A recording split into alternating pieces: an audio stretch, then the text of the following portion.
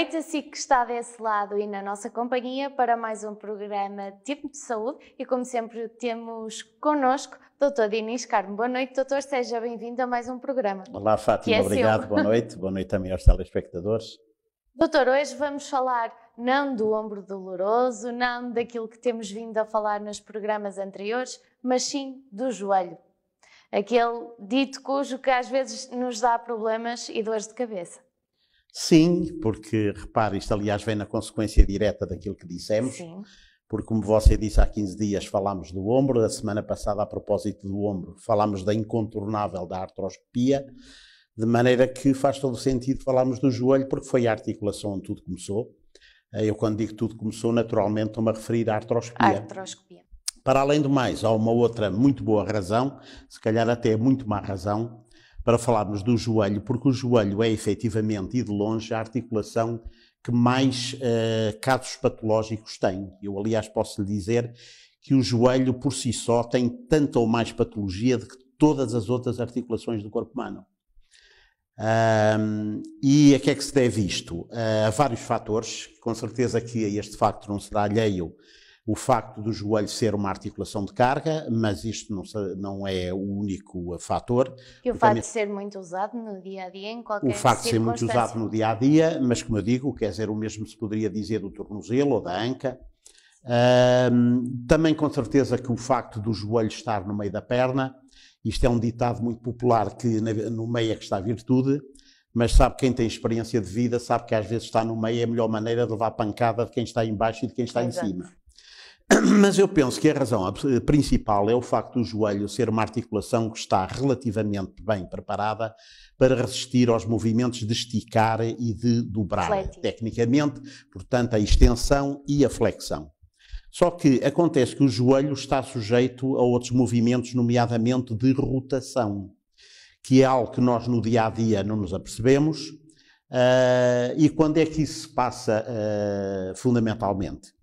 Olha, por exemplo, quando nós estamos a praticar qualquer tipo de desporto coletivo de contacto, seja ele o futebol, o handebol, o basquetebol, etc., onde, como sabemos, é frequente, quer dizer, o atleta ter de efetuar mudanças bruscas de direção, ou porque quer fugir ao adversário, driblar o adversário, e nós, quando tentamos mudar de direção e rodamos o corpo, parte desse movimento de rotação transmite-se ao joelho.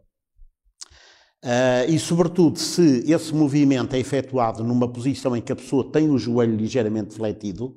E porquê? Porque nessa posição os ligamentos colaterais, quer dizer, do lado interno e do lado externo do joelho, estão mais laxos, não estão tão tensos como quando a perna está completamente esticada. Esse movimento de cisalhamento, portanto, de um osso sobre o outro, muitas vezes rompe os meniscos. Outra situação em que isto também acontece com muita frequência, que é natural que as pessoas já tenham visto na televisão e que de uma maneira geral deixa estupefactos, digamos, quem não está dentro deste tipo de assuntos. Portanto, aquela situação em que há um atleta que salta e quando aterra, quando põe o pé no chão, quer dizer, cai... A recepção não é bem feita. Exatamente, a recepção não é bem feita, portanto ele cai sobre um pé, muitas vezes cai para o lado, roda e imediatamente fica estendido no chão, cheio de dores, sem poder continuar, tem de ser retirado do campo. Isso são as chamadas lesões isoladas, em que a pessoa se faz sem que ninguém lhes toca, o que deixa as pessoas um pouco perplexas do que é que terá acontecido. E muito provavelmente o que aconteceu foi que o atleta pode ter rompido os meniscos, na pior das hipóteses, para além dos meniscos, também pode ter rompido o famoso ligamento cruzado anterior, que é muito comum nos futebolistas. Ora bem, falando em meniscos, os meniscos são realmente das lesões mais frequentes que existem no joelho. Principalmente em atletas. Sim, principalmente em atletas, mas não só. Principalmente em atletas, mas não só. Pronto, também acontece com muita frequência, por exemplo, às vezes basta uma pessoa ir a descer umas escadas e lá está outro exemplo dos tais movimentos de rotação, às vezes uma pessoa ir descer uma escada, desequilibrar-se e apoia o pé e ao mesmo tempo roda e dobra o joelho, e isso mais uma vez, aquele movimento de cisalhamento, como se fosse a roda do moinho, é o suficiente para provocar uma fratura do menisco. Pronto, e toda a gente já ouviu falar dos meniscos, e afinal de contas, o que é que são os meniscos? Nós já a semana passada mostrámos o slide que vamos repetir acerca dos meniscos do joelho, e eu desta vez trouxe aqui um menisco em plástico, portanto uma representação de menisco, que é esta peça que estão aqui. Como veem, tem a forma de uma meia-lua. Aliás, uma outra designação perfeitamente correta dos meniscos é exatamente cartilagem semilunar. E o que é que isto faz? Bem, é curioso que houve uma altura em que se pensava que isto não fazia nada. Portanto, qual é a principal função dos meniscos? Ora bem, eu já lá ia. Eu estava-lhe a dizer que houve uma altura em que se pensava que isto não fazia nada, porque repara, isto efetivamente não é assim uma estrutura muito impressionante, sobretudo quando se fazia a cirurgia aberta do joelho, e nós encontrávamos aqui esta linguiça, passa a expressão, com menos de 1 milímetro de bordo, 3 ou 4 milímetros de espessura na periferia, 1 centímetro ou menos de largura, e portanto houve quem pensasse que isto efetivamente não tinha qualquer função no joelho. E uma das pessoas que foi particularmente responsável por esta situação foi um médico escocês que se ria muito, daí o seu nome ser o Dr. Smiley. E acontece que o Dr. Smiley foi realmente um homem absolutamente notável, que foi responsável pelo desenvolvimento, digamos, da patologia e do estudo do joelho durante os anos 50, 60 e 70, publicou 2 livros, foi o presidente da Sociedade Internacional do Joelho, portanto era uma pessoa realmente com imenso prestígio na área do joelho. Só que é impressionante que mesmo os homens notáveis são sujeitos a enganarem-se e às vezes a fazerem erros trágicos. De maneira que o Dr. Smiley pensava que o menisco não tinha efetivamente nenhuma função, ele achava que isto era uma estrutura involutiva, assim uma espécie de apêndice do joelho ou de cóccix. Que poderia ser retirada. Que poderia ser retirada impunemente. Ainda por cima, porque, baseado em algumas experiências, digamos, mal interpretadas, ele, para além de dizer que o menisco não fazia falta nenhuma, ainda disse mais. Disse que o menisco, uma vez retirado, regenerava. Ou seja, ele tornava a crescer. Coisa que se verificou absolutamente falsa. De maneira que o menisco era impunemente tirado. E era tirado porquê? Porque, como nós sabemos, quando o menisco rompe, ele dá realmente uma patologia muito fluorescente e que incomoda e que interfere com a vida das pessoas, quer profissional, quer no dia-a-dia.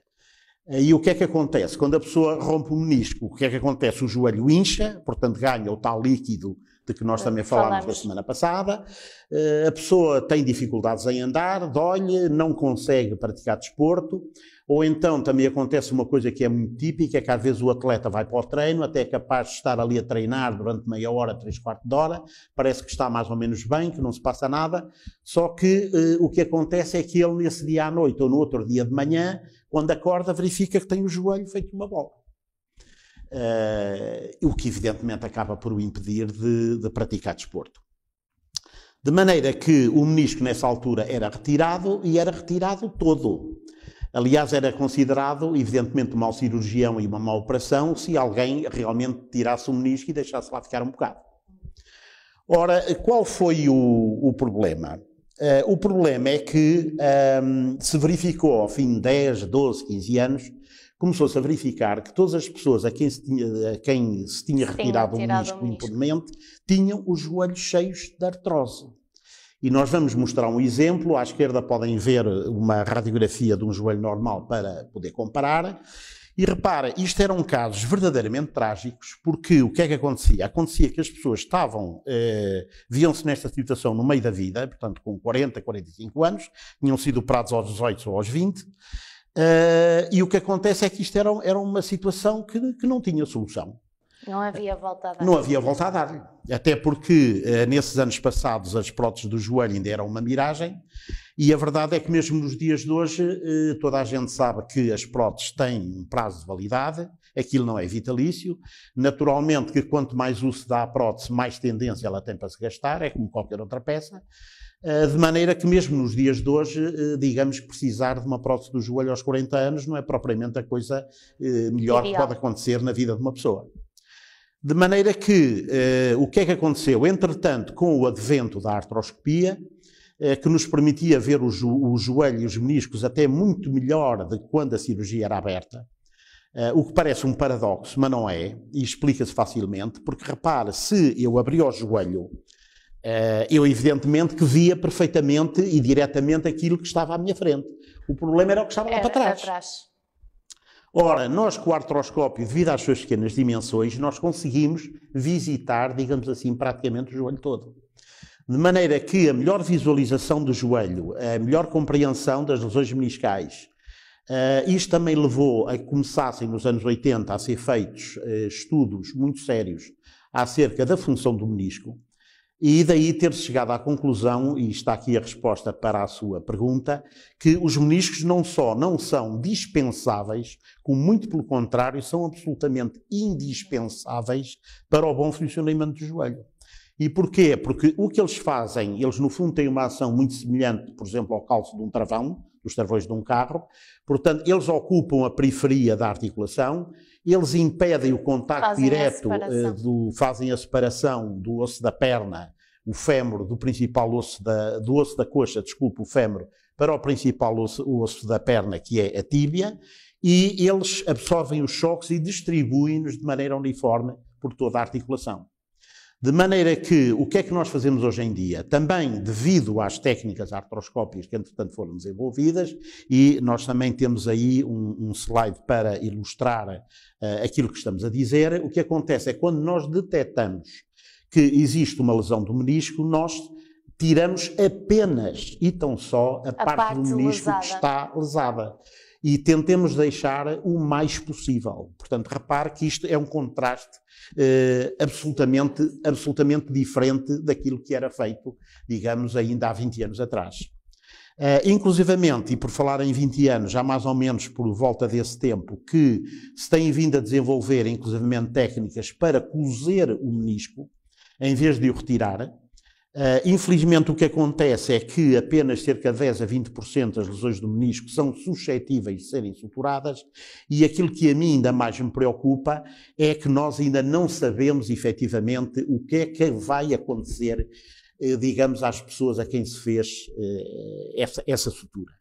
Eu creio que isto, infelizmente, vai nos levar outros 15 ou 20 anos para saber se, efetivamente, quais são as consequências de cozer o menisco. E porquê? Porque, infelizmente, o menisco é uma estrutura que é desprovida de inervação, também é muito parca de vascularização, ou seja, nós sabemos que o menisco é irrigado na sua parte periférica, na parte central, ele não tem qualquer tipo de vascularização, o que quer dizer que a sua capacidade de cicatrização é também muito limitada. Portanto, doutor, é mais que visto que não há forma de prevenir uma lesão, uma ruptura no menisco. Poderá acontecer a qualquer um. Pode acontecer a qualquer pessoa. Naturalmente que há determinadas pessoas que estão mais sujeitas do que outras, já falámos dos futebolistas. Mais dos que os futebolistas profissionais, o grande problema são os amadores, porque o que é que acontece? Qual é o problema dos amadores? Não aquecem previamente. Não aquecem previamente, não têm a mesma forma física dos profissionais, claro. Não têm o mesmo treino e pensam que podem fazer a mesma coisa que veem os outros fazer na televisão. Ou até mesmo, como falamos já aqui num programa anterior, pessoas que jogam e praticam desporto uma vez por semana e o resto da semana não o praticam. Portanto, isto poderá ser uma lesão adjacente a esse tema que falamos. Sim, sem dúvida. Eu, aliás, acho que já lhe disse que eu devo grande parte da minha fortuna precisamente aos futebolistas amadores e àqueles que praticam futebol com os amigos ao fim de semana para se manterem em forma. Porque, como acho que já também dissemos aqui, ninguém deve jogar futebol para se manter em forma, a pessoa tem de estar em forma para jogar futebol. E doutor, porquê é que nos trouxe esse objeto? Olha, este objeto, isto chama-se um basket, e o que é isto? Isto é uma pequena pinça, como você pode ver, não sei se será muito perceptível para os nossos telespectadores, mas isto é uma pequena pinça que tem aqui uma serrinha, e isto serve precisamente para comer, digamos assim, a parte do menisco que está lesionada. Portanto, o que nós fazemos... Portanto, na operação usa-se esse instrumento. Usa-se este instrumento e outros similares. Portanto, são feitos 2 furos, por um desses furos é introduzido o artroscópio, como vimos a semana passada, o que nos permite visualizar o joelho, e pelo outro é introduzido este instrumento ou outros similares, que, como vê pelas suas pequeníssimas dimensões, ele entra dentro do joelho, nós estamos a ver pelo outro lado, e isto permite-nos ir aqui ao menisco e se houver aqui uma parte lesionada, nós podemos comer aos bocadinhos, podemos ir trincando o menisco, portanto, soltar aquela parte que está lesionada e depois retirá-la por meio de sucção. Portanto, e a operação, portanto, é feita por esses pequenos orifícios. Nada como há 20 ou 30 anos atrás, em que as operações eram quase como um filme. Olha, eu acho que até vale a pena recordar, talvez não seja uma perda de tempo recordar esses tempos, porque sabe que muitas vezes o problema dos jovens é que eles não têm termos de comparação.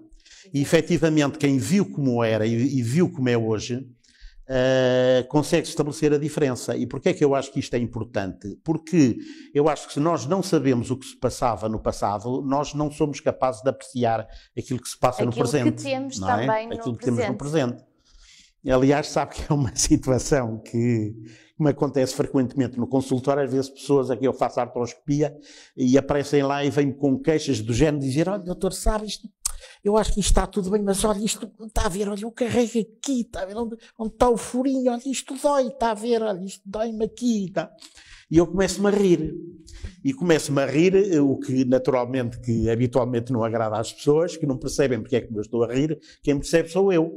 Porque eu que realmente, como acabámos de dizer, assisti àquilo que se passava.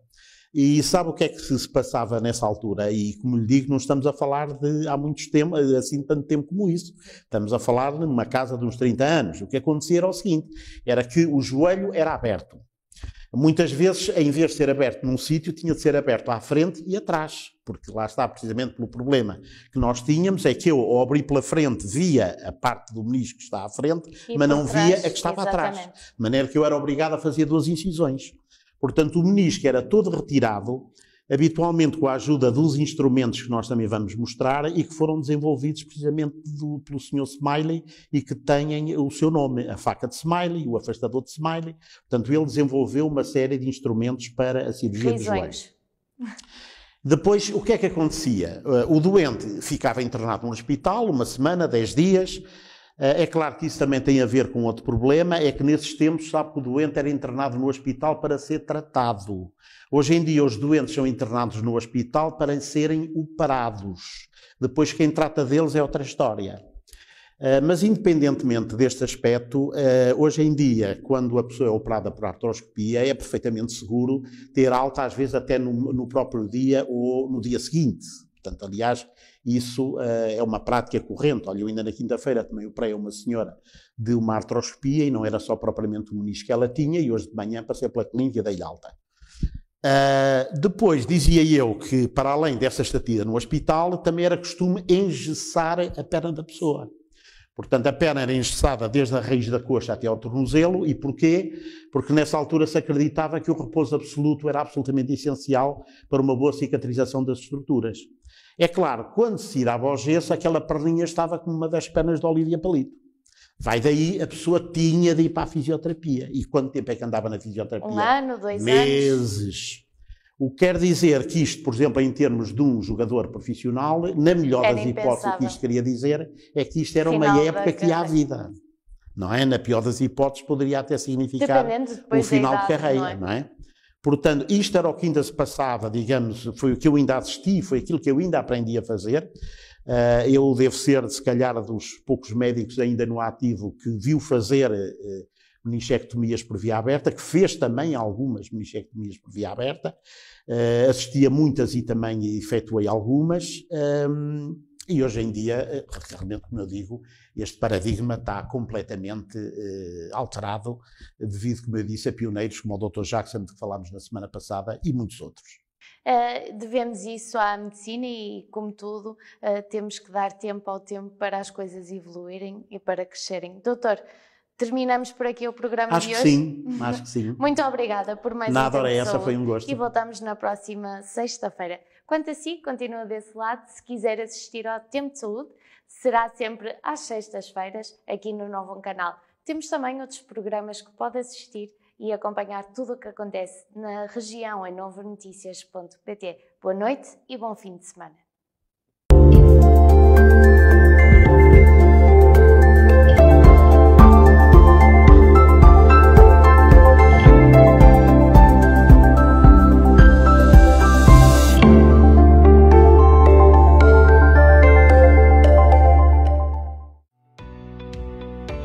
Novum Canal.